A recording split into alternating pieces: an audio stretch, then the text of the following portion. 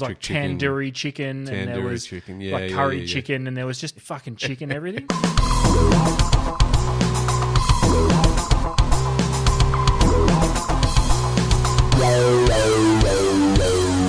Hello everyone, welcome to The Deep Drop. This is a fishing podcast that tries to go out for one beer but ends up having 7. I'm Luke McCredden, with me Adam Ring. Ads, I'm not even going to try and get into what The Deep Drop is all about other than just what I just said. So I'm going to hand it to you. It's pretty hard to come up with what the deep drop is after being introed. It's when you go have a one beer and have 7. Fair, though? Kind of no, it's kind of fair because you and I come in every week with kind of a loose plan. Yeah. And then within 15 seconds of starting the pod, that plan's out the window and we go elsewhere. So for lack of better words, it's every week we go out for one beer and we have 7. Because we just can't stick to the plan, and it's the best. And I would not change it. If you ask anyone, those summer sessions on a Sunday arvo or a Friday night or whatever that aren't planned, like it's like, oh, I'll just have a quiet sort of casual beer, and then it ends up being a massive night. They're the best nights. They're the best, always. Nothing even compares. Nothing comes close. So that's where we're positioning the podcast. That's what we are. I love it. It's good. All right, fair. Well, welcome everyone. It's great to have everyone back on board.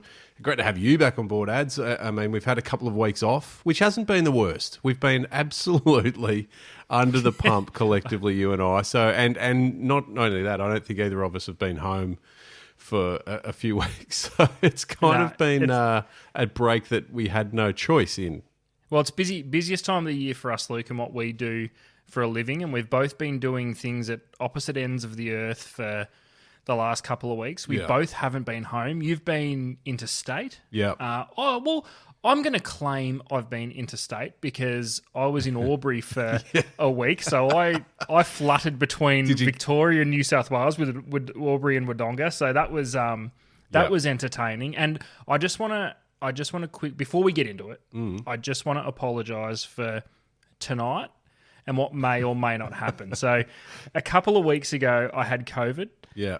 It's fine. It's gone. And I'm left with this shitty, annoying cough that is sitting directly on my chest. Yeah. So I apologise to all the listeners. It's all right. And I apologise for you, Luke, who tends to sit down and edit this. Good luck editing any of that out. We might be able to. We'll see how we go. There's a bit going around, mate. I was crook last week as well for a bit, which may or may not have been a bit of fatigue mixed into that as well, and a week of very little sleep. But yeah, look, it's fair to say it's getting around. It doesn't help when the season changes 14 times within the space of a week. Like, fuck, it's crazy. Like, we've had cold nights, warm days, windy, wet. It's been all around, all over the joint. All over the joint. Good. I want to shout out to a good friend of ours, Dean Overhaul, from up on the up in New South Wales. There, rang the other day, taking the piss a little bit because he listened to an episode a few weeks back where we were claiming that we've broken through. The weather's good. We're set. It's summer's here. And by the time he finished the episode, it had turned to shit, and it hasn't gotten any better. So, oh my God, have we seen a longer span of windy pus in the recent years? Like, seriously, it's been ridiculous, and it looks like we're going to carry on that merry-go-round with wind. And I fear we're going to fall into this cycle again, Luke, which we've had plenty of times in the past, and it's always frustrating no matter when it is.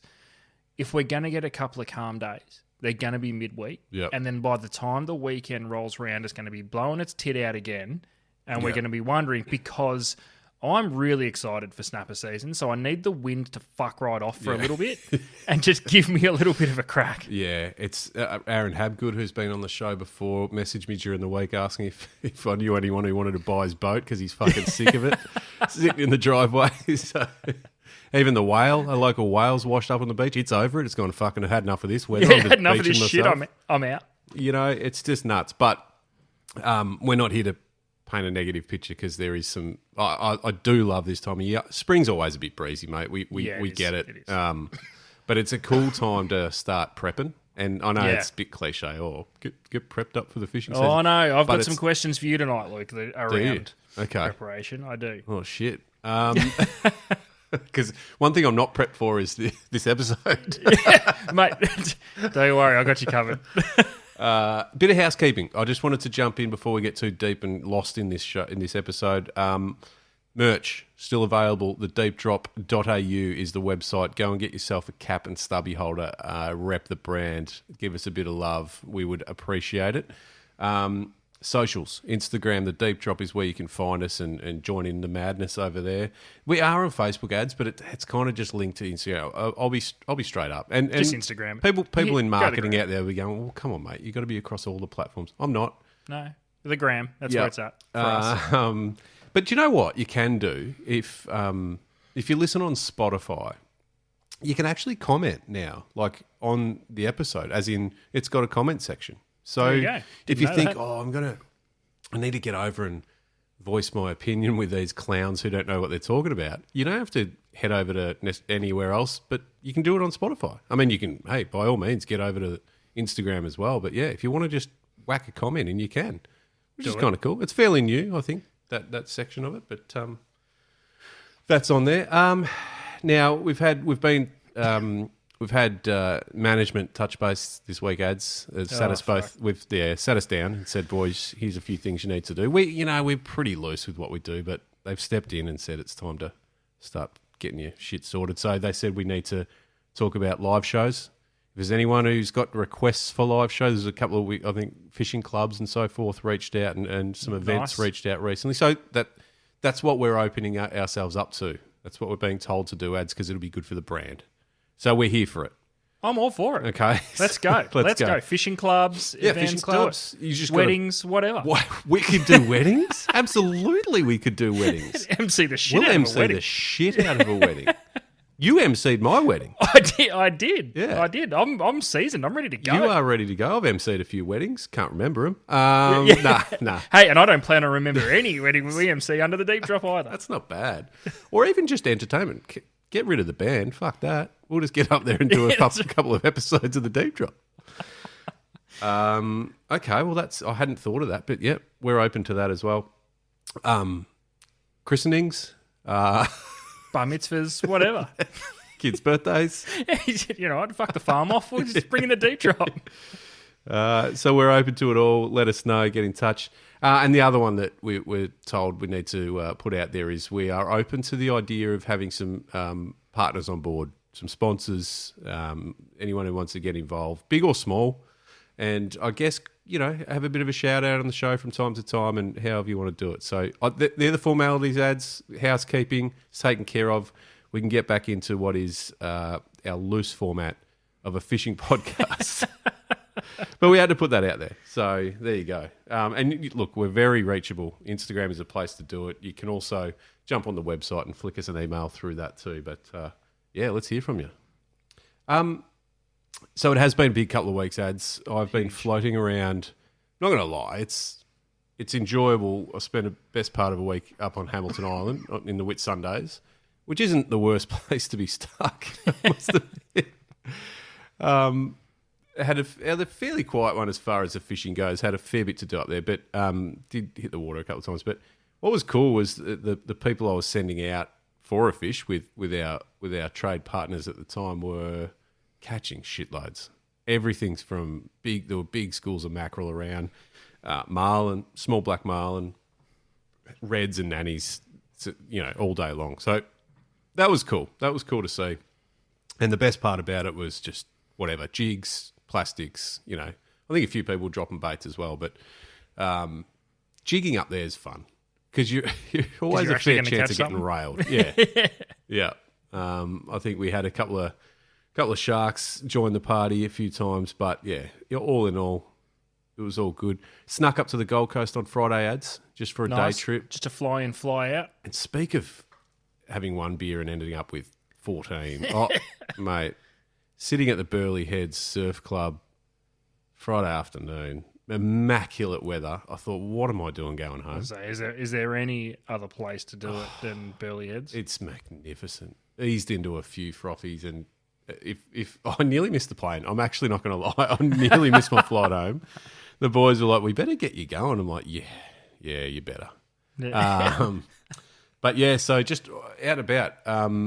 Good to see, though, lots of fishing from around the country, which is good, which is awesome. And lots of people making us feel worse about our weather by sending us fishing photos from Queensland and WA and Tassie, actually. There's been a few good picks. But it does all happen, doesn't it, this time of year? Oh, it's insane. And I had my own why the hell do I live in Victoria moment over the last couple of days. There's been a bit going on interstate. A couple of the boys from Rapala represented the company in one of the big Barra ABT tournaments up there. Yep. At both Mondrian and Awonga. So I was having a chat to them this morning actually, and to hear some stories from that, and then went into one of the shops, and one of their boys had just come back from a different impoundment, and let's just say, Luke, when you've got people telling you stories that they catch like a 97 centimetre barra, and the locals on the boat go, it's tiny. Shit. It just made me think, what are we doing? What are we doing here? What are we doing? What are we doing?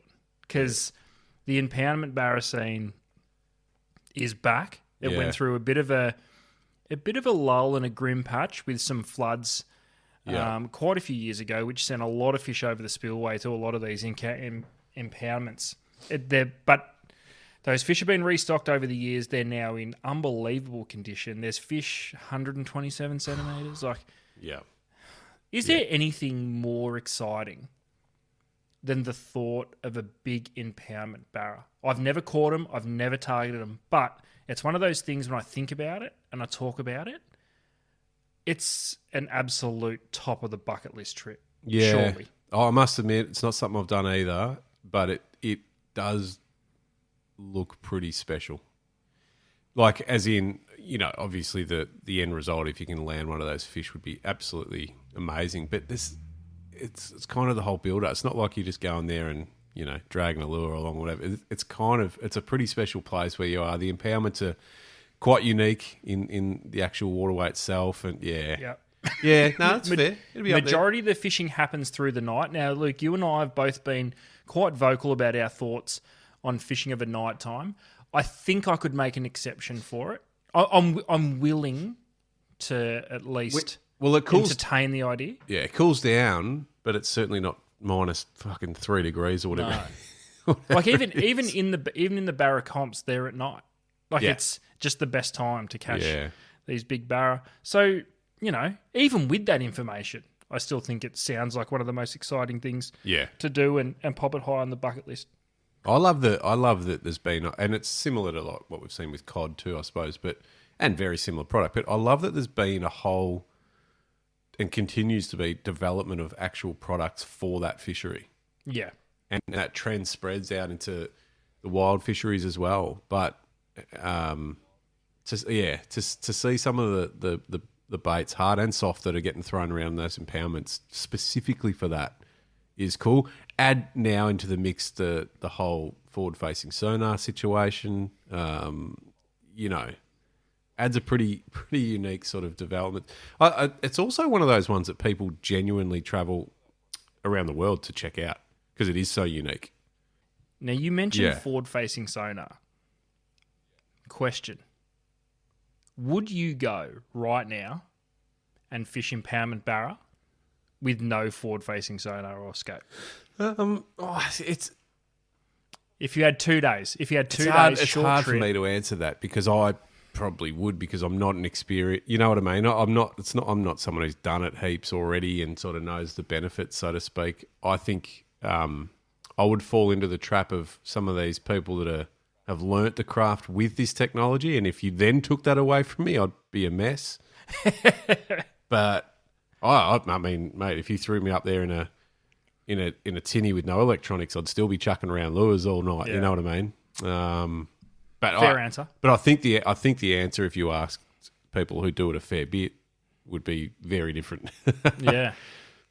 It's and the reason I ask, it's fascinating that the thought of these specific fisheries, and we have one of our own here in Victoria with the impoundment cod thing especially. It's amazing to me how quickly it's gone from it's the worst thing ever to completely dividing the fishing fraternity Yeah. to now almost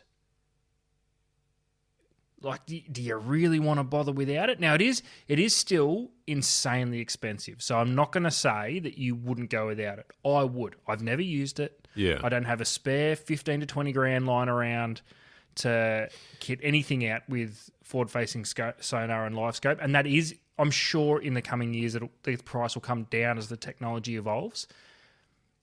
But already there's conversations.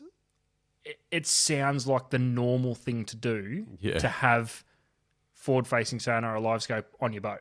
Pretty much. I think we're already seeing some more affordable options.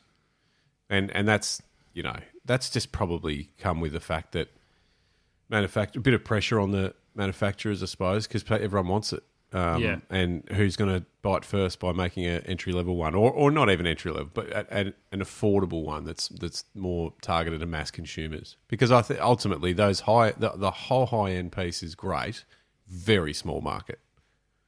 So you probably actually know a little bit more about this than I do. Is there stuff coming or already coming? How does it differ when you start to jump into some entry? Is it fixed rather than on a pot? Like what? How does it? I actually don't know. I don't know all the technology, all the elements of it. But what I do know is there are some models being developed, and I think they're hitting the market already. And there'll be people listening to this that know more than both of us. But yeah, that is in a price point that is achievable for.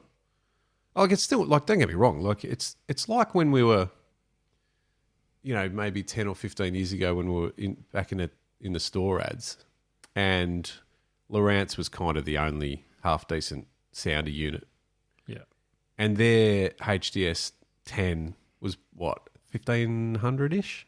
Yeah, maybe even more than that, I reckon. Maybe even a bit, but that was absolute. That was premium. Yeah, that's right. So all of a sudden, that's now pretty entry level. Yeah, you're right. Yeah, you're right. So it's kind of like there's you can spend as much as you want on this gear. But I reckon, honestly, we're going to be able to, in the next few years, get something that's going to do the job for, what would be the mid-tier sort of electronic sounder unit, so to speak.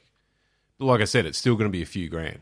It's not going to be, it's not going to be $300 for a few $100. No. Yeah. Which is no different to a sounder. Even if you these days, if you want a sounder with side imaging and down imaging, it's not going to cost you $150 for a unit like that. It's still going to be pricey. Yeah, but yeah. So I don't know. Yeah, I mean, it's a whole beast that you and I aren't. I'm not familiar with it at all. I've never been on a boat with it on yet. I still haven't had a look at it. I haven't had a play with it. But the thought doesn't put me off anymore. Not that it ever really did. I think it's just one of those things. Technology is going to evolve, and we've been through this before on the podcast. We've come around pretty quick to it, though. Like when I say we, I mean the market. Like remember when it was kind of hitting the market, and it was very controversial / it was flat out cheating. There was doubt about whether it could take off. That wasn't actually that long ago. It's moved pretty quickly to come full circle to the point where we're now just like, that's just a part of fishing. Yeah, it's part of your electronics sort of setup. And it's still not going to be for everyone, but it may be in another few years it will. It will just be that part of the setup. I wonder if we get to a point where we learn so much from the boats that are already running live scope. When we already so much. I mean, whether it's barra, cod, the amount of fish that have been caught in the middle of a river, like Lee Rayner was explaining it to us as well. There's heaps of data on what these fish may or may not be doing. Yeah. It's only going to be another couple of seasons, another couple of years where we acquire more of that data, where if you don't have live scope or forward-facing sonar, you can still come up with a game plan. Take the learnings from it. Well, take the, impoundment barra for example, you're going to get high up on the shallows, and if that's not working, you're going to go and find something out the middle of the impoundment, or you've got all these options which you would never have normally given a thought to. Yeah. That are just going to be part of the repertoire. Even if you don't have it, it doesn't mean you can't learn from the people and the results that have happened with anglers that are already using it. Yeah. Yeah, I think so, for sure. Yeah. It's interesting. It is. We'll sharpen up on our on our knowledge to talk about this stuff at some point. Or we should just get a guest on that knows what they're doing. That might work. Hey, we do have some pretty good guests coming up, Ads, that I'm pretty pumped about. So stick around, because I know that you've been head down, bum up, working on some content plans for the deep drop, and guests are a big part of it. And we've obviously had some sensational people on this year, and very much looking forward to rolling out some of the new people that we've got lined up. I think just hang around. Trust. I was gonna drop hang around a name, but I'm not gonna. Yeah, I know what you're thinking. I don't want to drop it so badly. No. Let's just surprise people with that. Let's just say it's logistically not easy to line up at this point. So but we're nearly there. Both parties are on board and in. We're nearly there. We're nearly there. Oh, very good. Very good. I was thinking the other day, we were talking about when I was away on one of these trips, actually, and something came up that I wanted to throw to you. And it's just one of those, what would you rather sort of scenarios. But I feel like it fits perfectly into the deep drop sort of conversation. Obviously up north, on that sort of far north Queensland region, you can just... Fishing's sensational. You can throw a lot of things and a lot of things get eaten. But we were chatting about if you're up there and you only had a box of soft plastics and jig heads, obviously, would you do better than if you only had a box of metals? So that includes casting metals, jigs. Oh. And then I thought, well, fuck, that could be a conversation you could have about any part of the country, really. Mm. And I thought, I'm going to throw this to Ads. If you and I'll put it to you like this to start with. I'll put it to you like this, and this I think I know your answer already because of the style of fishing you do. But based on what you do and where you're from here in Victoria, if you could only have one of the two, so your next 12 months you're fishing only with metals, and that includes casting metals, jigs, vibes. Ooh, okay. We might chuck spinners in there potentially, little spinner blades, or soft baits. So soft plastics, plastic vibes. I suppose you could have in that mix as well. Frogs for top water fishing, and then obviously all the million different styles of soft plastics there are on the market. I feel like I know where you go with it, but can you make an argument that it would be close to 50-50 as from a success point of view, or are you firm on one? No, not. Well, I'm not at all, because in that scenario, if I had to take one, for Victoria specifically, I'm leaning towards plastic just solely for... I thought you would. Well, no, and not even for the reason of what you may think. I'm 100 times more confident with soft plastic than any other lure. That's just, I've fished like that for a long time. Yeah. I enjoy it. But I'm kind of thinking, if I was going up north and dealing with pelagics, I'm taking metals all day. Mm. And the reason for it, everything's got teeth. Yeah. And by the way, I've removed hard body plastic, you know what I mean? Hard lures out of the equation. Just like packet soft plastics, basically. And even in Vic, it's not as clear cut as what you might think, because just a normal metal, just take a metal slice, for example. Let's trim it right back to the absolute bare bones.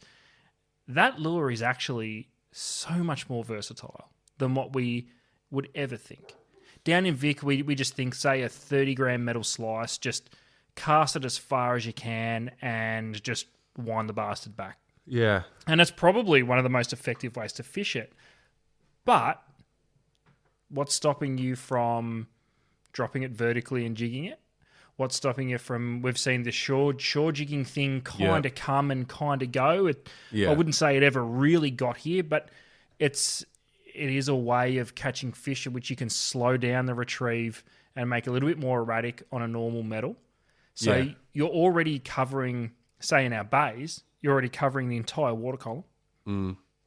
Go offshore, you generally, again, you can jig it or cast it, so it's nothing there. The only thing you miss out on by not taking the metals in Vic is your estuary. Yeah. Your estuary type stuff where it's going to be pretty hard to, say, pull a few fish. But again, troll it. Yeah. You'll catch them.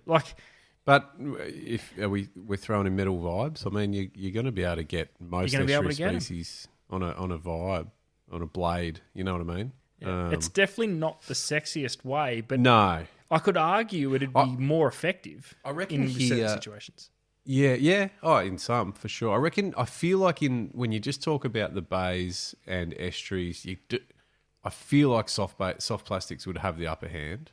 Just in general, I mean, you think about snapper in the bay, for example, and brim and perch, silver trout, all this sort of stuff. I reckon they would eat a plastic in most times before they'd eat a metal. Do you know what I mean? The big benefit to plastic, especially here in Victoria, we can really slow the retrieve down. And it's one of those things. We're dealing with fairly low water temperatures compared to everywhere else. So we kind of need to be able to slow things down and really give these fish a chance to want to eat them. Yeah. And then obviously to commit. So I think for Victoria, I'd take plastic. I would take plastic. Yeah. I would, but it's probably not as clear cut as what it's a big spectrum of styles too. At the end of the day, metal's a metal. Like you can't, you know what I mean? You can't finesse a metal. Exactly. That's right. But I do think that you start talking about offshore and Vic, and you've got a fair case to argue that metals would. I mean, you're not fishing plastics much offshore here, and a lot of that reason is you got to cast, and you're not casting plastics, anywhere near what you can bang out of metal towards a tuna or kingfish school. The other thing that we haven't mucked around with Victoria, which I think they do a little bit more up in the northern states, we tend to fish everything really light. Yeah. So take kingfish and bluefin tuna are probably a great example. You'd say straight away, give me a metal because I can cast it a really long way and I can wind the shit out of it and get them. You can do that with a plastic. If you were to bump the head up, say the jig head size, we would normally be running anywhere between, say, 3/8 of an ounce to 1 ounce, depending on what we're doing and how we want to do it. You jack that bad boy up to a 2 ounce or a 3 ounce and cast. The plastics have so much action. They're so good these days, especially with the introduction of TPE, which is a little bit softer and a little bit more pliable. Yeah. You can get the plastics to swim at high speed by even up on the Goldie. Mickey Horn's fishing like 5/8 jig heads on 4-inch plastics, burning pontoons for jacks. It's not finesse, but if you go, say, a 1/8 jig head, you're just going to pull the plastic out of the water before it even gets a chance. So there's ways that you can manipulate them. It's a good call. Yeah, it's a good call. We just don't do it a lot. Yeah. I wonder, and I'd love to hear from you guys out there, what would you prefer if you could only have one style of lure in your box, and you can have multiple boxes, have all sorts of different versions of that style? I don't know. What do you? This leads directly into something that I had for you because it's been playing on my mind. I've been thinking about snapper. Yep. And I've started to tinker around with the kit, just getting some stuff ready to go. Good. And I went down the rabbit hole of flick bait or paddletail. So jerk minnow or paddletail. Yeah. What are you more comfortable these days with? So I'm going to rattle off some species, and I want you to tell me. Yeah. This is jerk minnow, jerk shad. Yeah. It's basically a fork-tail minnow. Minnow or a paddletail. This is good too because I've changed my mental sort of state on this particular thing. So all right, let's have a crack. My issue is I've changed mental state on it without actually having the results to back it up, and it's frustrating me. That's why I'm really confused. Right. Okay. So I'll throw the first one at you. I've been thinking about snapper. So fork-tail minnow, jerk shad, or a paddletail. I think this one for me is still probably the minnow style based on just pure success rate over the years. This is one that I haven't had enough success with a paddletail to make me change my mind yet. having said that, I know they work a treat, but it's probably, for me, if they're both sitting there in a packet, I'll probably just grab a flick bait first. Me too. That's where I landed as well. Okay. 99% of the snapper I've ever caught on soft plastics have all come on a minnow style plastic. Yeah, Right? cool. Brim. I'm putting on a Paddletail first, albeit very fine. If I can get a nice fine tail with a really, you know what I mean, tight wiggle. Me too. Yeah. EPs. Oh, probably the same at the moment. Probably the same. It's probably a bit more 50-50 for me though. I'm kind of I'm probably going the same. This species messed with my head. Perch.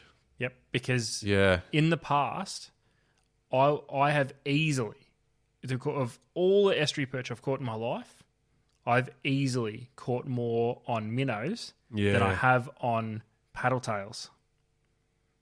I reckon the reason I'm going towards Paddletail now is probably more around the system I've been fishing of recent, where it's more of a slower retrieve, and I'm just like, I think I'm needing to put a bit more action into that tail. So, whereas in the past, you know, just skipping and hopping a jerk shad sort of thing, it varies a lot, doesn't it? Well, this is where it's completely stupid. This day, like if I was to go perch fishing tomorrow, I'd probably grab the paddletails before I grabbed a flick bait. Yet I have caught way more perch. It's not even in the same ballpark. We used to only fish minnows for them. Yeah. You remember the old power bait drop shot minnows? True. Flick baits have caught so many fish in the past on flick baits. Yet I couldn't tell you the last time I tied one on for a perch. The fish arrows, those, you know, remember those ones? Was it fish arrows? Is that what I'm thinking of? No, fish arrow had a paddletail. Paddletail, did it? I don't know. I'm sure they had a. But there was. I'm sure they had a forktail one, but I know what you're saying though. Yeah. See, this is where the trends completely sweep you up in what's going on, because I've caught, you know, so many fish on them. Yeah. Yet I'd go and grab a paddletail, a small paddletail than I would before I grab a flicky. What about, and I don't know if you've still got fish to go through, but I'm going to throw one in, flathead, dusky flathead. This is a really interesting one. Is it? Because I thought, for me, this is a no-brainer. Yeah, but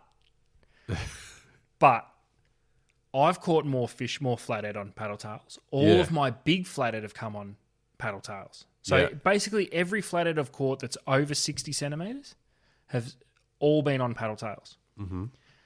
But remember when we were in the shop, Chris Halstead, shout out to you, would go to Cooter every year. Yeah. And 3 and 4 inch minnows.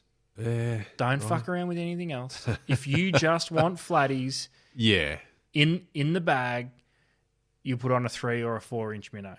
Okay. Now go up Queensland, get Mickey Horn, shout out. All of his big flathead, they just fish big jerk shads. Right. So it's really interesting because, again, I would choose a paddletail. Yeah, for me it was absolute no-brainer.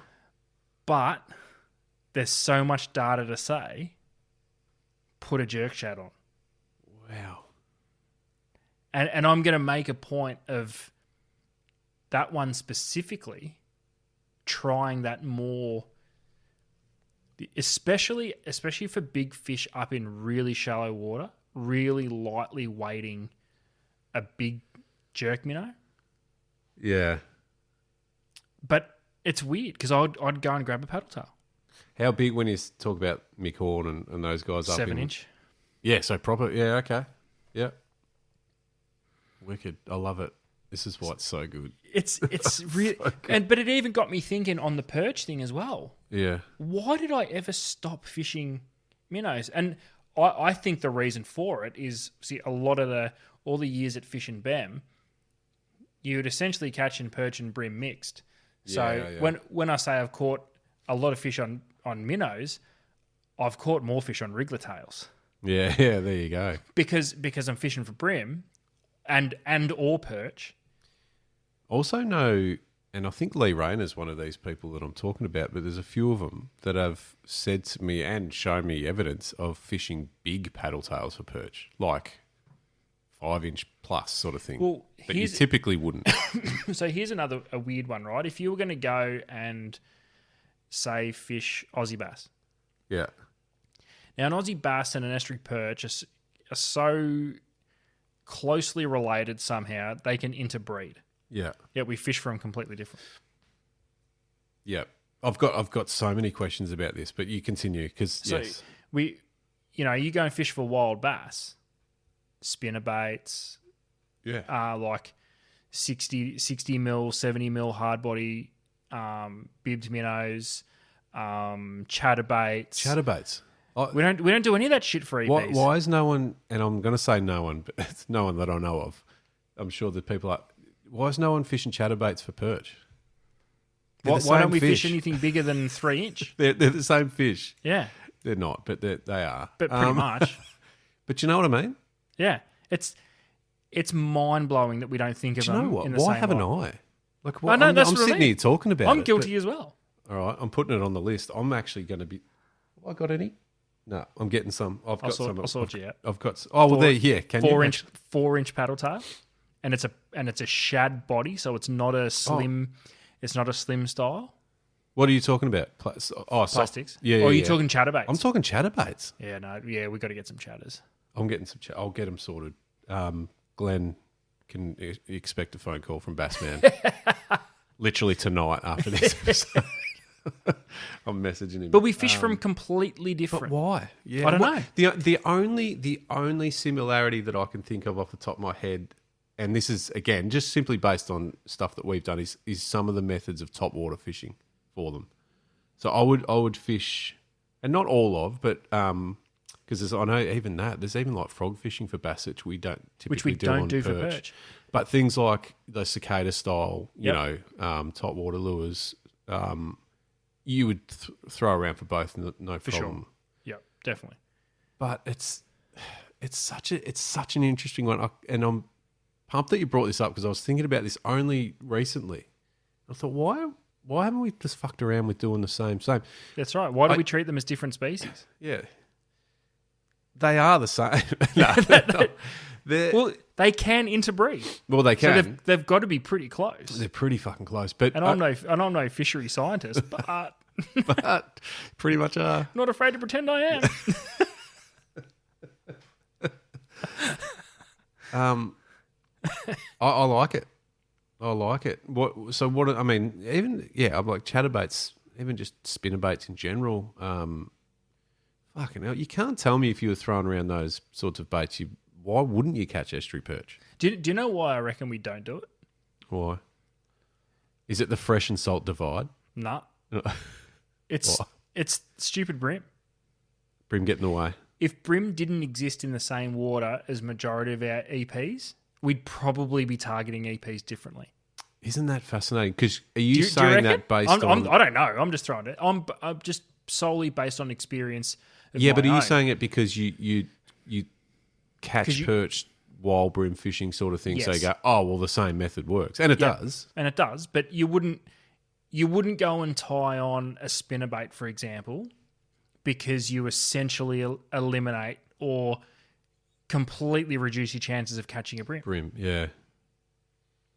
Oh, okay. So you sort of, you're covering your ass. That's why you, gotcha. If there was no brim in those waters and EPs were the prime number one target, would we fish for them like bass? Yeah. Why wouldn't you? But then again, I have fished waters, EP fishing, that have got fuck all brim in them, and I'm still fishing like I'm fishing for brim. But it's ingrained in you. That's why. I reckon if you brought out some, if you brought out some Americans, right? Showed them estuary perch, showed them pictures of them, bit of footage of them swimming around. They would just fish as they do for bass. They'd drop shot minnows and throw big worms and shit. Yeah. I reckon. I love it. All right, challenge to all the people out there that are perch fishermen. Tell us, well, prove us right. Like, do you adopt some of the techniques from the bass sort of fishing and use that on estuary perch? And if not, Try it. Give it a go. Send us through some give it a pics. So we're talking chatterbaits, spinnerbaits. Would you pick up your Aussie bass box and take it perch fishing? Do it and be confident. Have a crack. Stop fucking around. Get out there. It's different, eh? It is. It is. It's a great one. I love it. I'm just now thinking about some of the waterways because I think a lot of it's got to do with that too. But it shouldn't matter. No. This is brilliant. and I've been hung up on this like flick bait versus paddletail thing because it only dawned on me within the 2 weeks that we haven't done a pod. So I've been dying to talk to you about it. What about because I'm trying to come up with a game plan for the snapper season. Yeah, gotcha. And I think I'm covering a few bases. I think I'm pretty much there because it'll all be shallow water. Mm. I don't know. And I don't want to take away from the two styles of plastics you're talking about, but I reckon an underrated style of soft bait for snapper is just a big dirty grub with a big curl tail. Caught some good snapper on grubs over the years. But for some reason, after those sessions, don't go back to it. It's an afterthought. Yeah, that's right. You know what I mean? Isn't it weird? What about just on the flick bait versus paddle tail? And it's not something that gets used a heap. Probably more so in New South Wales. But if you're chucking typically decent size plastics at kingfish, you're fishing around a bommy or headland or whatever, and you're banging out plackies.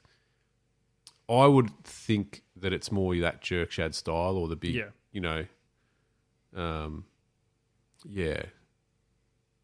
it's less the paddle tail style. But why? I don't think there's the size.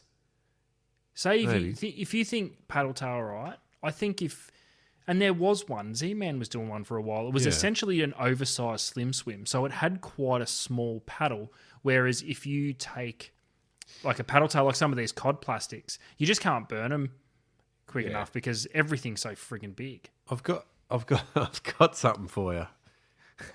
You're already laughing. I'm all for this. Just because we're talking about size, right? What's the biggest paddle tail soft bait you could think of on the market at the moment? For me, there'd be like a 10-inch mag draft. There's a new... But what about throwing one of them bad boys at a packet? Like Kingies would smash them to bits, wouldn't they? A big fuck off. They'd have to. They'd have to. But BWAR have got this big fucker that just come out recently as well. It's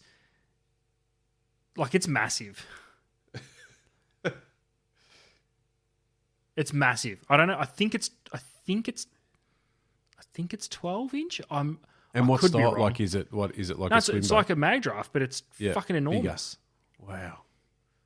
If you can bang them out, which you could on decent gear that you're using for kingies anyway. I wonder how fast you could burn them before they just.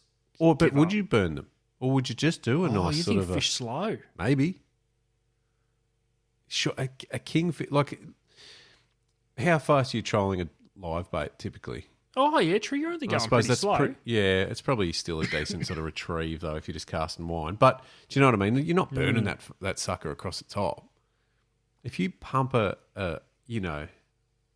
take somewhere like Cape Shank, right, in Victoria, you're fishing fairly tight up against that cliff edge. Yep. And casting whatever live baits even or poppers or if you pump a 10-inch mag draft into that wash and then just bring it out. Even troll it out, really, like if you wanted to. But if you just wind that puppy out, that's going to get some attention. It's gonna. I wonder. It's gonna, isn't it? I wonder. I reckon. Swim baiting for kings. Swim baiting for just pelagics in general. Just pelagics. I don't know. Some might be funny. Like tuna are a bit dumber. Like, you know what I mean? I don't know if they, they're just... I feel like kingfish think about it more. So more likely to assess and then go, Jesus, it's realistic. It looks real to me. Yeah. Fucking, you guys are all waiting. I'm going for it. I'm hungry. It's That's fascinating. I'd never thought of it. There you go. Someone give it a go this summer. Well, do those like squidgy blue water livey things, do they count as a swim bait? Well, I've got so much to say about that, but I can't. I can't right now. But that style of thing, sure, it kind of is, right? It kind of is, but no, it would be. It's just been designed specifically to be trolled, whereas say like a mag draft or something hasn't been designed to be trolled. No. And you can tell like just by the size and shape of the paddle itself. Yeah, there's more. Yeah, there's more in the body and Well, I think those I guess cast and retrieve swim baits are designed for as much of a body roll as they are. Yeah, because those blue water liveys, and if anyone doesn't know what we're talking about, Squidgy's produced a thing called a blue water livey a million years ago, and it was effectively half of it was a lead head. Yeah, and the back end was wrapped in plastic. Yeah, soft plastic Squidgy's, soft plastic. Big Paddletail, but it wasn't. It didn't hang off all that far. Slender. No. Yeah, and they were. I was only talking about this recently. I don't know how it came up, but I don't know if you remember. They got to the point where they were dead and gone, and you couldn't sell them. And no one was interested. We cleared in the last of them at the shop in dump-ins for like $5. Yeah, but almost when we were out and we finally got through them, there was just this resurgence on them. This short window of like people up on the New South Wales coast, for the sort of Sydney South for the yellowfin. Yeah, people were chucking them online for like $50 a pop. I know, and we got rid of them in dump-ins for like $5. For $5. Below cost. We're like, get them out of here. We could have made a fortune. And then that was it. That was literally it. That was the last anyone ever spoke of them again. Yep. Which is nuts. There were, I mean, yeah. Look, it wasn't the prettiest. We were coming into a time where people were getting pretty creative with their lure designs. When I say people, I mean brands and companies. So there wasn't much to them. Maybe they weren't pretty enough or fancy enough, but I mean, they got the job done. Or maybe no one just caught, consistent yellowfin on them to the point where they took off, because everything's timing. It fascinates me to no end. I was only today, one of the shops I was in today, they were building a clearance section in their shop, and in it were some River to Sea killer vibes and pink back, silver body. Now, for those that were amongst the initial bluefin fever that Victoria witnessed out in Portland, a pink and silver River to Sea killer vibe was the lure. I'm not even talking like it wasn't. There wasn't even a close second. All these fish just ate killer vibes. So what has happened? You can't tell me today you're not catching yellowfin on killer vibes. I don't know what's happened in that space, because it's not even as if people are towing them around for bluefin anymore. They're not. That's what I mean. So how can it go from... They're not even in the rotation. They're not even in the tackle box. It has to still work. It's like the Melbourne Football Club. Win a premiership in 2021, then go out in straight sets for the next 2 years, and then don't even make the finals a year after. Sorry, I'm still a bit rough on that. Yeah, it's strange. It'd be a hard sell to even sell one. Even off a clearance wall, no one is running them. Bizarre. And our industry is absolutely full of this sort of stuff that was absolutely dominant in the day. Yeah, completely dominant, and technology hasn't changed that much in lures that it's just left a killer vibe behind. It's like the and I know, and it's one of the only places I've seen, and there's probably others, but that I've seen them still heavily popular, which makes sense because they're from WA. But the Halco Max is still quite popular over there, and the same sort of thing, and it just gets it done. Yep. So it doesn't blow out. You control it fast, slow, whatever the fuck you want. It's the one that you left in the water when you had to turn tight angles and you didn't even care. Yeah, that's right. Or if you had to go from A to B and you just got throttled down, you just just leave it. Just leave them in there; they'll be right. It did. So I don't know. It's almost like people run out of rods because they're like, well, now we have to have an X-Wrap white red head, and we have to have a King Brown Laser Pro. Laser Pro, yep. And we have to have a couple of skirts. Oh, Yeah, Sorry. we've got to have a Paris Wings Bonds Extra set. Like, yeah. It's absolutely... Oh, we have to have a dredge bar. Yeah, that's right. We have to put lures off the back of them, like directly connected to it. Yeah. Because they don't work otherwise. Well. Yeah, that's right. With the fish on it.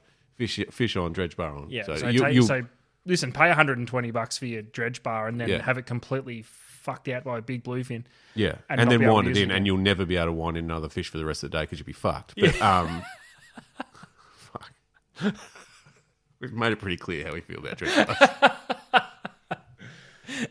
bars. But that sort of stuff fascinates me to no end. How you can just turn popularity and product on and off. And I'm no different. I just told you about a lure that I don't use anymore that I've caught more fish on than anything, and it's not even not even the forefront of the memory to put it on or even take it on a trip. Like it's incredible. And I know I've said it before on this show, and I do feel it genuinely. But we are in a amazingly unique industry, and B, what is ultimately a fashion industry. Yep. And things can come and go really fucking quick. I'm going to shout it out to the gram. Just send us a pic of the lure that you've caught so many fish on in the past that you don't even take on a trip anymore. Fuck, you make them hard. I know. It's your job, not mine. Old Faithful. We're looking for Old Faithful. Yeah, but Old Faithful that you just don't use anymore. Yeah. Have you got one? Yeah. It'd be the 3-inch bass minnow. Yeah. Pearl watermelon.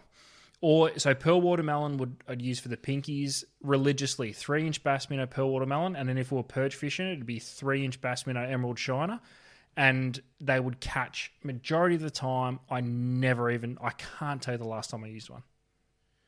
I reckon for me, it would be, and again, something we've spoken about already on this show, it would be the 110mm Squidgy's flick bait. I reckon I just about had shares in Squidgy's at one point with the amount the amount of those pilly, pearl, was it pearl or pearl white or pearl, whatever? Pearl, yep. And that was probably it, to be honest. It was. I remember when Squidgy. What was the green one? What was the green? Slimy. Slimy. So they cleared slimy yakka. Was yakka the purple one, or was that a... No, that was Evil Minnow. Evil Minnow. Yakka was the gold back pearl belly. Yuck. I bought so many fucking packets of those things. On clearance. I think I've still got them. Unopened, yeah. Because I was the same as you. It was a pilly flick bait, and I don't think I deviated from that. I went pearl for a while, and I also went up to the 145 mil. Yeah, 145. Yeah. Yep. But... which I think that's where I transitioned to, and I didn't really go back to 110s. But, God, the amount of those we went through collectively was insane. But I haven't used them in and just used 15 years, 10 years. Yeah, that's right. Unbelievable.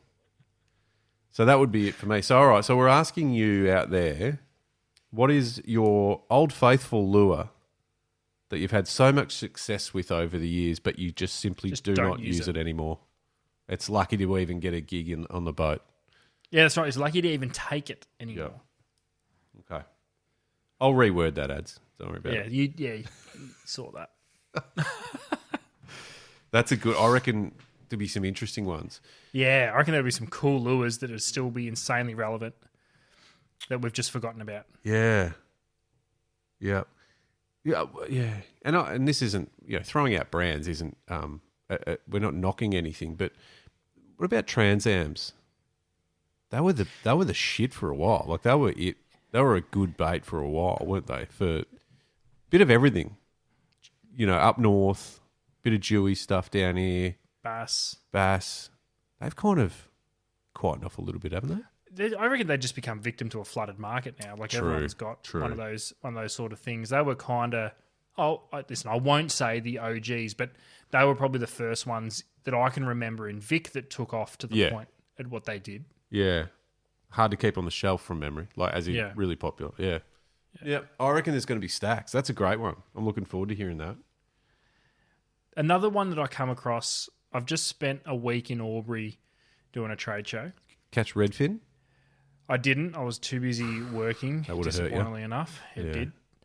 But I did spend the week talking about redfin and trout. Yeah. And we had a couple of new releases this season that are for that freshwater market. Yeah. So when it come time to selling them in, and their shops were picking their desired colour range, the first two, every single time, without fail, brown and rainbow trout. Yeah. Are they seriously the best colours to catch trout? Or is it just, we're just so used to using trout patterns to catch trout? Because if you go through, I could show you my sales history on any Rapala trout lure. Take originals, countdowns, elites, even spinners, whatever. Yeah. If there's a brown trout and or a rainbow trout colour, they are going to be in the top 3 of colours sold through any given freshwater lure I would have range. thought that would have been the top 2. Like, exclusively just they are the 2 that outsell everything else. Now, I might be wrong. You'd know more on that than I do. You're 100% spot on. The only reason I said 3, spinners, it changes a little bit. Spinners, sorry. Yeah. Spinners, it changes a little bit. But hard bodies, brown and rainbow trout, and it is a distant third. Yeah. But, and this is where you and I both are not good people to talk about this because we're suckers for lures. And for a long time, Rapala have got it so right, like globally with their colour. They've just always done good colourways, and the finish has always been great. But it's just been upped again by Rapala. So I look at the whole colour spectrum now in all the countdowns, everything, and just go, especially the elites, and just go, well, mate, there's nothing here that I wouldn't throw. But if you could only take 2... It would be the trout colours. It would. Exactly. And that's purely based on a confidence thing, which we always talk about with lures. It's all about confidence. But it's weird. It's just weird. But it's not that weird because they do. I mean, there is an element of that they're feeding on. Write this down for us. No, just for us. So it doesn't matter. It can be wordy. Write this down. Okay. We're going to go trout fishing. Yeah. And... Well, hang on. Am I writing this? Am I like word for word, or are you going to just summarise a little? Summarise it. I won't forget it. Okay. We're gonna.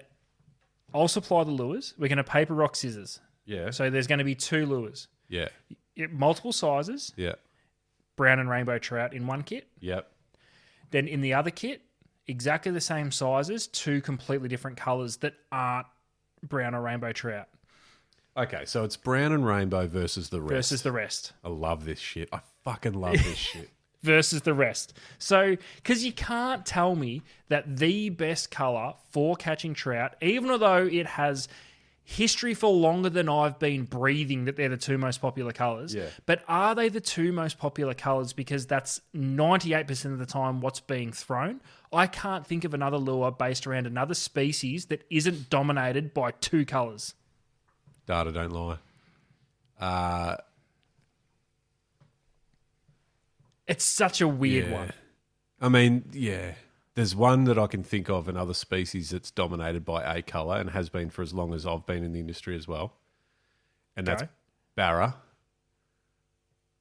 Yep. Oh, gold bomber. Gold bomber. Yeah, makes sense. and don't even bring anything else. No. But okay, with the brown and rainbow, and this is a question without notice, so you might not know. Is there a colour that outperforms the other as far as sales? Or yes, 100%. Brown? I was going to ask you what you think it is. Brown? Nope. Rainbow. I don't even reckon it's close. Within really? within my sales of the last 3 years. Yeah. And this is just anecdotal evidence. I don't have the sales figures, but 3 years, I feel as though I'm ordering more rainbow trout than brown. And I don't think it's that close. Right. Okay.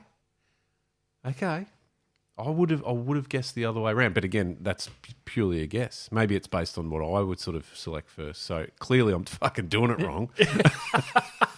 I'm going to change. Yeah, but you've also had no issues in catching trout. So I'm saying, if you had 2 imagine I different use colours rainbow, I would catch heaps more. You could be fly fishing already because you clock lures. Hey, settle down. You can fly fish a rainbow trout floating 5, can't you? Absolutely.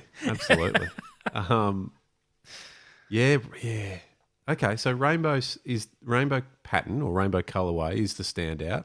Yeah. But it's and then brown and then just daylight. But flip of a coin, brown rainbow trout. Yeah. And then there's the rest. Do you reckon people, and we kind of touched on something similar to this not that long ago, do you reckon people pick a colour based on what they want to target? As in, so are you choosing rainbow because you think they'll catch more rainbow trout? Or are you doing it because it looks better or there's a bit more colour in the packet? Can I also... Yeah. Weird. Sorry, I'm asking a question then asking another one straight away because that's how I operate. It's what we do. We're on Spotted 6 beers dog out. would have to be...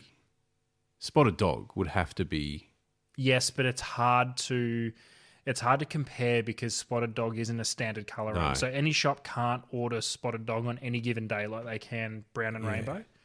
It's only done once a year, specifically for Australia. Oh yeah, don't worry. I bought fucking thousands of them, quite literally.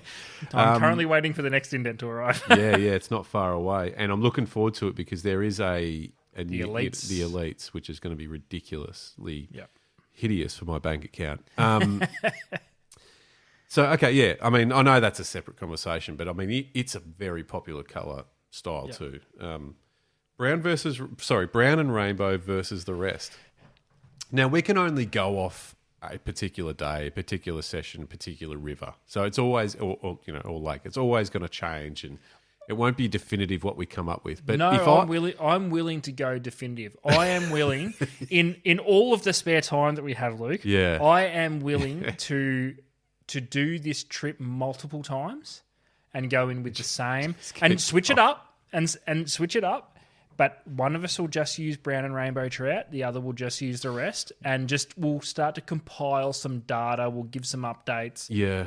I just think it's something that it's fascinating. All right, trout fishers listening, hit us up.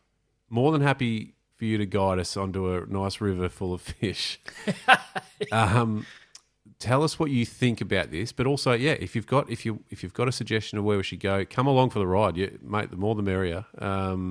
Let's do this. Let's get cracking on this. I love it. I want to see once and for all if brown and rainbow trout are the two best colours for catching trout. Can I ask you a question? And it doesn't have to be a specific colour name, but the style. If we did rock paper scissors. I won. I'm going trout colours. What are you reaching in and grabbing? Like, what style of colourway would be your choice for first to tie on? Is it a gold? Is it like a natural sort of? I'm going one AU style. Yeah, one natural, like minnow, whether it be like a Wakasagi or AU, like a smelty type sort of a pattern. Love it. And then I'd probably go something orange. Okay. And the only reason I say that, I have not fished orange for trout in all the years of trout fish, never. But it's another colour I've noticed is very popular in pockets. Yeah, and I might get this completely fucking wrong. In the Rapala stable, what's the one with the fairly bright orange? Is that brook trout or is that perch? I'm thinking of the colour. Brook trout. Well, they've both got orange belly, but okay. But brook trout would be the brighter of the two. Yeah. So that stands out a bit. The other one that I think could be cool is black. What's the black style? Or is that just, maybe it's not Rapala? It is, but it's not in your standard floating and countdown. There is some black ones, but remember there was a really big push for a little bit. Lure, I'm talking about lures. Yeah, lures. Black and gold T-tail minnows. Yeah. Yet a black and gold hard body has never been anyone's go-to for trout ever. Fishing's so fucking ridiculous and awesome. Pink's another one. Oh no, mate, pink hard bodies. Yeah, I've seen that. But not pink not much. Not when we're talking about trout. Like, you know what I mean? Is T-tail, if you go on T-tail minnows, you're just going black and gold, aren't you? Black and gold. You're not fucking around with pink. I mean, you could, and you'd go all right. You could if you were, if you were planning on catching fuck all. Yeah. if you were planning your retirement out of spinning and moving into if you'd run out of black and gold, yeah, you might put a pink one. No, I wouldn't. I'd go Just home. go home. Call it a day. Oh, what? Trip's over. Yeah, that's great. All right, I love that. I can't wait for that. I'm genuinely excited. Yeah, about that's this it. challenge. We should film it. We should film it. Speaking of filming, we're not far away from being on TV. I think when's the Hook, Line and Sinker episode coming out? When No, it might be December actually. I might have gone too soon on that. A few more sleeps. Yeah. That was fun. That was a fun day. We should get Hardy involved in the trout challenge. I think he'd be up for that. Yeah, I reckon. Yeah. Tassie trip? What better location to test? All right. Tassie is it's not probably. It is the trout mecca of Australia. I wonder what they think about that particular topic. Yeah, and is it the same for down there as far as popularity in colours? Probably. Yeah, I'm not too sure. You think so? But you know what I mean? That because they're sort of elite in their trout fishing, they might have a different way to go about it. You can fucking throw anything down there. Let's be honest. Nah.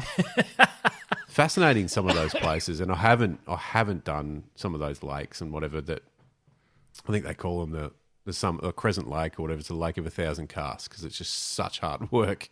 But when you get them, they're like, yeah, they're massive. Yeah, 4 meters long. Yeah, it's a big trout. Yeah, it's a big trout. That's why That's why Rapala released those novelty lures. Yeah, the 6 foot one. Yeah, that's good. That's good.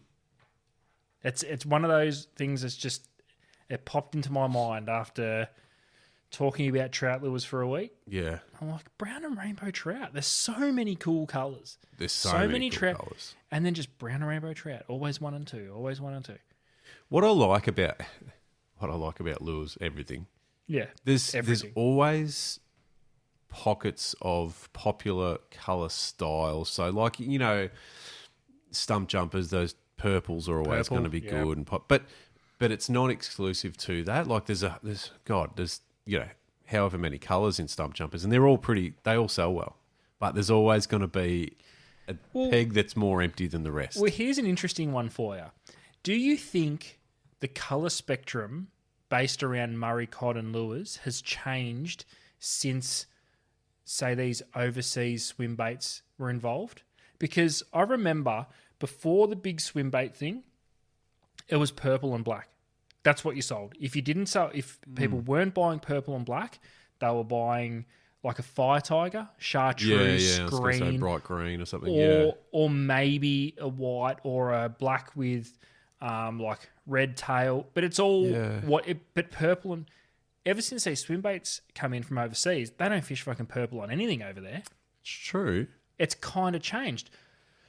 And I don't know. I haven't worked in a tackle shop for quite a few years now. I don't know. So even in a spinnerbait, is it all still purple, or in a stumpy is purple still one of the best selling colours? I think so. I think there's still and it varies a bit from where you go, but I think in a lot of those areas, purple's still popular. It's not necessarily the only go-to, but there is definitely a element of the swim baits that even if they're coming in from the States or whatever, there's a few more coming in now in that black and purple style, because obviously people do like it. So if they get the opportunity to bring something in that colour style, they'll do it, and it's still popular. But you could talk to. I reckon you could talk to any lure range, any style application, and there's always going to be a couple of colours that are like, oh yeah, no, you got to. I mean, back in the day, 80 mil bloodworm everything. Bloodworm everything. What colour do you need that? Bloodworm. Bloodworm everything could be our new T-shirt line, by the way. Yeah, bloodworm everything. Bloodworm everything. But then bloodworm kind of, in the estuary scene, took a little bit of a backseat to motor oil. Motor oil. Absolutely. Yeah. You know what? Yeah. It's so good. But you can't tell me in your heart of hearts that if you're sitting there, and regardless of what brand, Squidgies, Crush City, Z-Man, whatever, if there's something that resembles bloodworm, you can't help but grab it first and foremost. Yep. Yep. And I still find even I would fish a bloodworm colour in anything just as much as I would a motor oil, but I always seem to start with motor oil now. Okay. Yeah. But I always end up going back to bloodworm. So what about, we'll go back full circle because we initially started talking about, you were talking about that you're really gearing up for with your plastics and that for snapper. Yep. What's your colour, your sort of top couple of colours that you're going to first? Because we've mentioned Pilly in the flick baits back in the day. Yeah. Is that still a colour style with that light blue and pearl that you'll go to? Yes. Yeah. So what I'm thinking for the snapper season coming up, and I'm working out what I'm going to do and how I'm going to do it. Back when the last time I plastics fished for snapper, it was all Pilly or nuclear chicken. Yeah, the nuclear chickens. So nationwide. all that's sort of telling me now is make sure you've got a bright option. Because I don't know if you remember so nuclear chicken dominated in the bright market for snapper, and there wasn't even a close second. It was just nuclear chicken everything. It's still a fair leader up the New South Wales coast. And do you remember when Gulp went and did all these fucking weird chicken colours? There was like tandoori chicken and there was curry chicken and there was just fucking chicken everything. There was a weird one that was orange and green, and I can't remember exactly what chicken it was, but there was an orange and green that kind of low key took over from nuclear chicken a little bit. Right. Okay. So they're going to be my two bright colours, nuclear chicken and rock melon. Now in Crush City, there's an orange and green called rock melon, which is sold really well in the 3-inch for the pinkies. Yeah. So it'll be that in a 5-inch and nuclear chicken in 5-inch. Yeah. And then natural colours, bait fish, so essentially Pilly. Yeah. Just blue and pearl. And as much as it bores the fuck out of me, I'm going to do it and just take a white one. You kind of have to. Yeah, and I think they're going to be the 4 colours initially for the start of the season, and just to try and get some fish on the board, I'll rotate between those four colours. What have you got? And not necessarily in the Crush City stable, might be anything, but can you do us a favour and just take out for if it's tough, or even if you're braining it and you just want to fuck around, just something outrageously bright. Like I know you're talking about that orange and green. I'm talking. I know exactly. Find something that's ridiculous. There's a Crush City that's bright pink and orange. Perfect. Take it. I think it'll work. The nuclear chicken thing, I don't know what these snapper thought they were. I've got no idea what it looks like underwater. They're clearly seeing something that I'm not. I think it's more that really high-vis bright. There's something in that works wonders for snapper, because it's the same even with that rock melon colour. Though it's not fluoro colours, it's a really deep orange. It's not fluoro. Yeah, no. And even the green on the back isn't like a natural green. Yeah. Yeah. There's something about these bright colours that snapper love, because I don't really fish bright colours on anything. We've spoken about this. It's like flathead. And again, we mentioned him a few times, Mick Horn. With flatties, bright colours. Brighter the better. And we down here typically sort of, natural. Want to try and imitate something. We're like, nah, fuck it. Don't even imitate it. Just go stupid bright. All right. So that's kind of, that's kind of where I'm leaning to start with on the plastic front. Yeah. I like it. And then I'll have a Paddletail. I'm going to go the same. A couple of natural Paddletails and a couple of bright Paddletails, and then just try and. But I think I'm going to go. Well, no, I'm going to go flick bait style, or jerk bait style first. Nice, lightly weighted, sink it nice and slow. Yep, I'm only going to be fishing 10 meters or less, so 1/4 ounce to 1/8 of an ounce. That changed a lot. In my time, or probably similar to you, we used to fish 1/2 ounce jig heads. I think if I was going any deeper than 10 meters, say it was say it's really calm and I'm fishing 14 metres out off rickets for, like, pushing out deeper for some snapper, I would probably bump it up to half ounce, 3/8 of an ounce, just depending on what the current's doing and how the tide's running. Conditions. But yeah, I'll bump it up a bit. Yeah. But we used to just fish when we used to go pinky bashing in the shallow, 6 metres, we'd fish 1/8 of an ounce and have no dramas getting it anywhere near the bottom. Yeah. Yeah. I love it. It's good. It's going to be good. And it will be. There is some really good fish getting around. So I can't wait to see some of those. Just some opportunity for people to go fishing, for fuck's sake. The wind is out of control. Oh, the wind needs to take a fucking chill pill for a little bit and just... I'm reminding myself it's still early. Yeah, it is. Yeah, it is, for sure. For sure. But, people are dusting off the bait runners. They're ready to go. Well, we're ready. We've got an all-interstate AFL Grand Final this year. So, realistically, apart from a few of the old South Melbourne supporters, no one's really going to give a fuck about... supporters. Yeah, it's... I haven't thrown the toys out of the cot, but I don't know if I can be fucked. I don't care. I'm a bit the same. I just hope it's a good game. It's been a good final series, let's be honest. But it does feel weird. I mean, it feels like a long footy season, but it also feels like, it's over this weekend. Well, and I'm kind of over it now because the NBL season started again. So, when does the NBA kick off?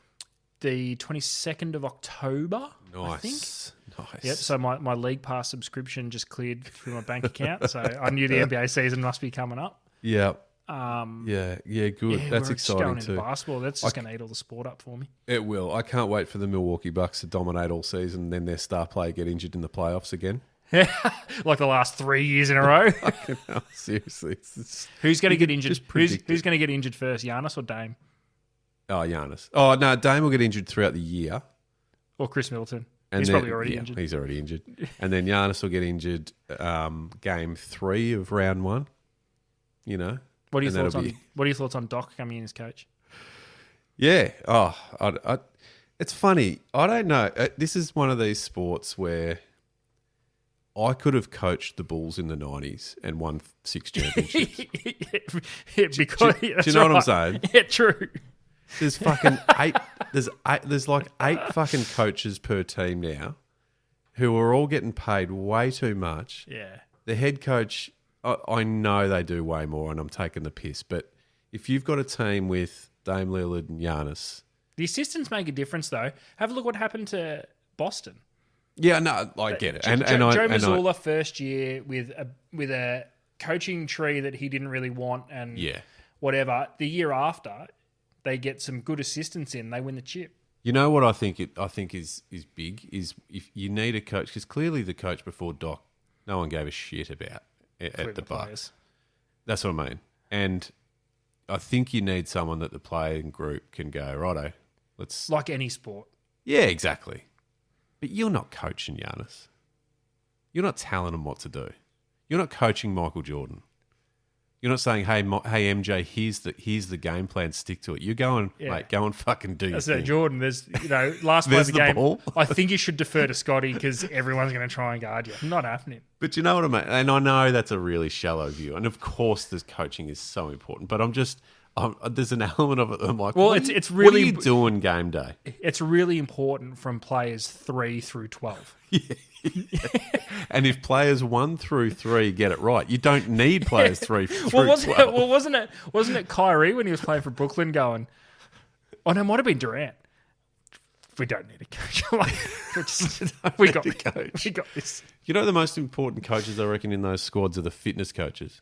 Keep the guys on the court and they'll fucking do it. If you've got star power, they're fine. Don't worry about it. They know what they're doing. What are they going to... You have to remind them how to pass. I don't think so. That's right. They're okay. They don't need to tell them what's happening out there. They're there. They've got it.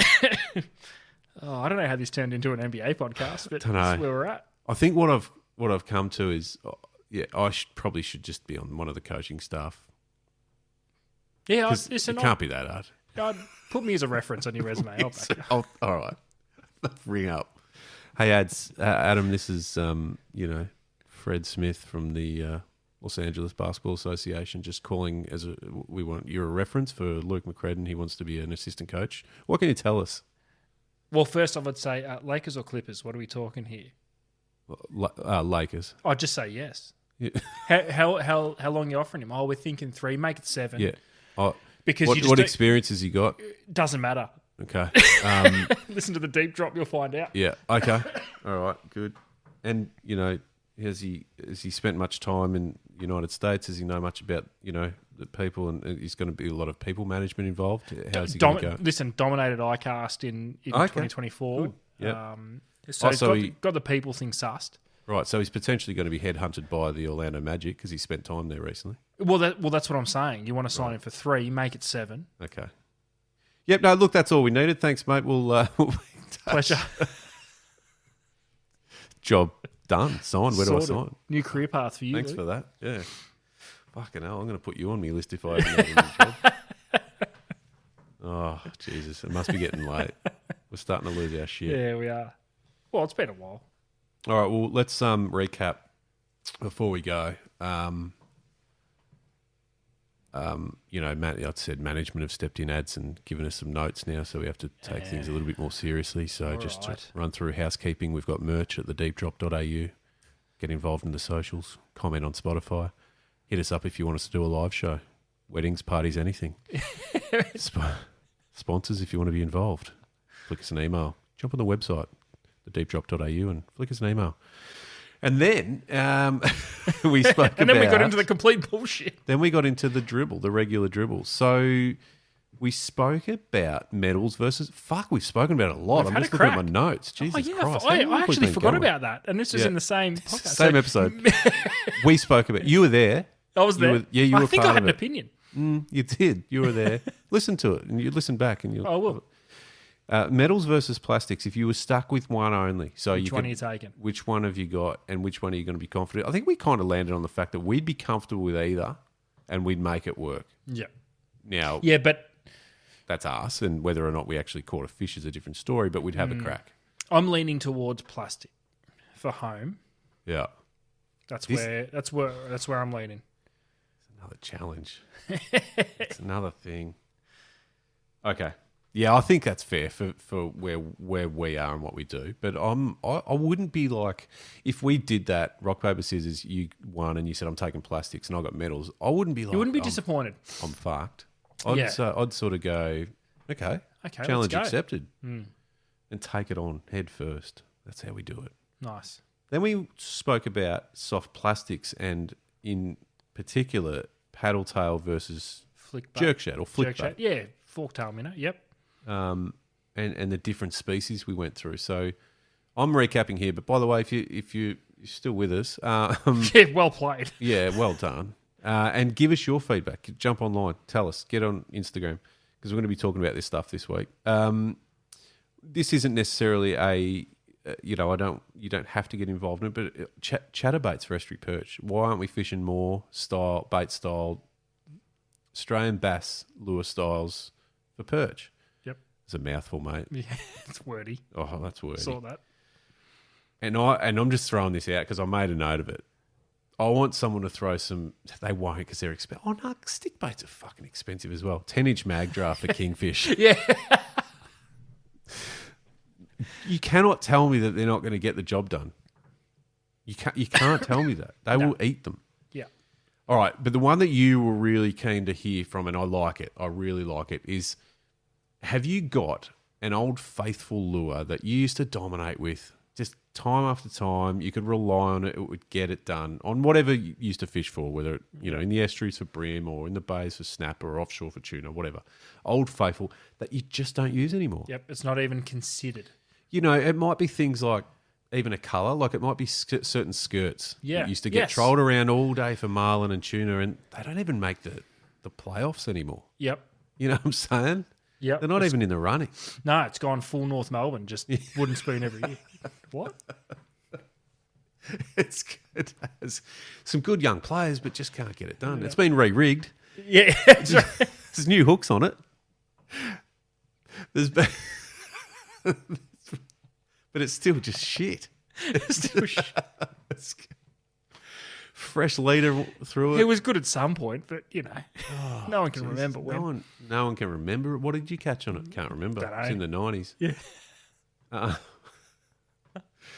And then finally, you were talking about trout lures, hard bodies, and how the rainbow and brown trout colour patterns outsell the rest of the colour patterns Combined. Yeah. By heaps. And you said rainbow trout is the most popular colour, followed by brown, and then absolute daylight. Yeah.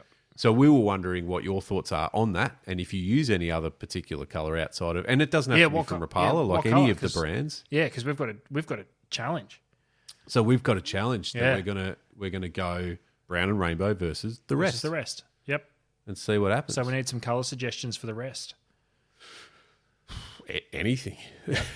So there's a lot to unpack there, Adam. Jesus. Had a crack tonight. Yeah, no, well done. I mean, we've had a couple of weeks off, so we've had a lot to talk about. Yeah. A bit to get through. Yep. I'm still fatigued. How about you? How's your cough? Are you feeling okay?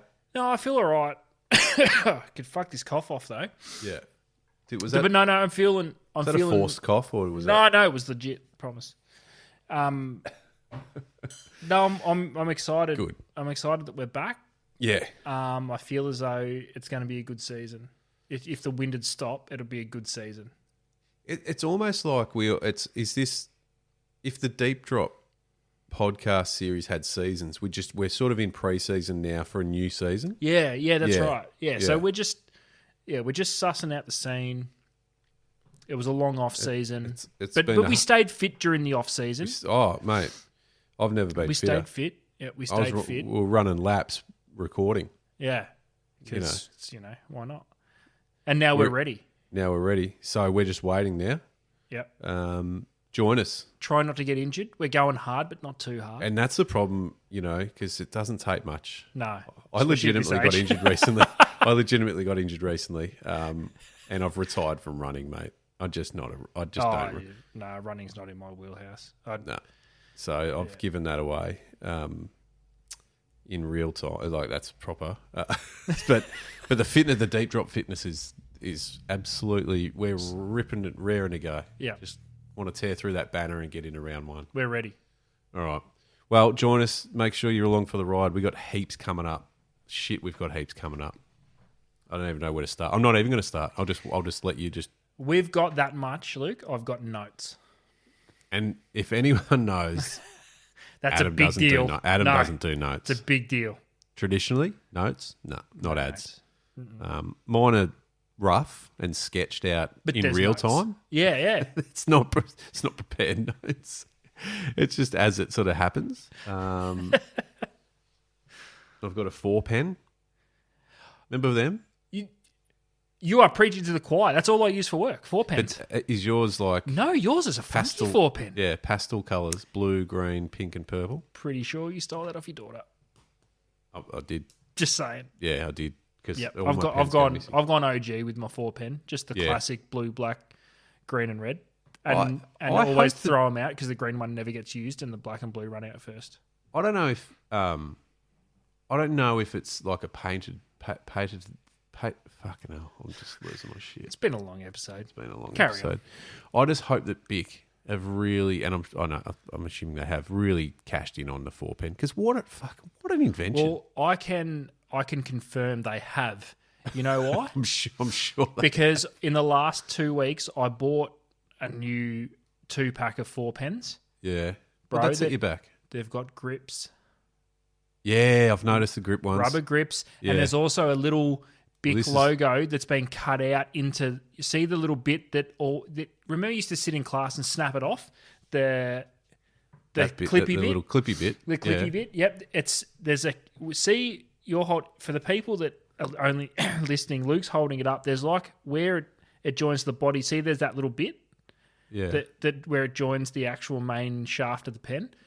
There's a little cutout of the Bic man in the new one. Okay. Wow. Well, So I think this grip's gone. I think the 4 pen's going okay. Do you reckon I get a bit stressed at work? This grip's all gone. Jeez, you've chewed the No, bus. I haven't chewed it. You need some chewy. I haven't chewed it. I think it's just, I don't know. Maybe it's the deep drop. I sweat it. The grip, It's just But I like the. Do you remember 10 pens? Were you at high school? Yeah. Nah. yeah, Shit house. nah, too much. And they never Too all much. worked. They never all No. worked. You couldn't get And some of the colours were so light you couldn't see it on the page anyway. that you'd never get 10 pens out of it. You know what I mean? Like you'd always end up snap. I did like the little button at the top that you At the top, that you yes. press and it shot the pen back up. But I think 10 pens were good as an ammunition show bag. as an ammunition stocker for your pen guns. Yeah. Yes. Yeah. Yeah. It was an efficient way for darts. Yeah. I liked it. How more people in my school didn't lose eyes? Fair dinkum. Yeah. Jesus Christ. Anyway, so Bic, if you're listening, we're open to. Maybe they We're all aboard the 4 see pen that train. one. That's got a green. That's a deep drop-ish green. It is. Maybe Bic could do it where all 4 are green. Black. Just green. No, one black one. Oh, one one black one. One black one. Yeah. Oh, yeah, because, But, so green, black, green. Green. Hey, just saying. Black pen, green grip. Shoot me for having an idea. Hey, all ideas are good ideas, Luke. Yeah.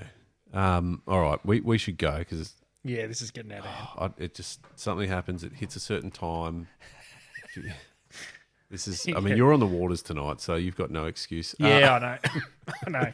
I am on the waters tonight. All right, very good. Well, thank you, everyone, and don't forget to get involved. Instagram's a place to be, and head over to thedeepdrop.au. And Adam, you have yourself a great week, and we will chat again very soon with some exciting new guests. Peace.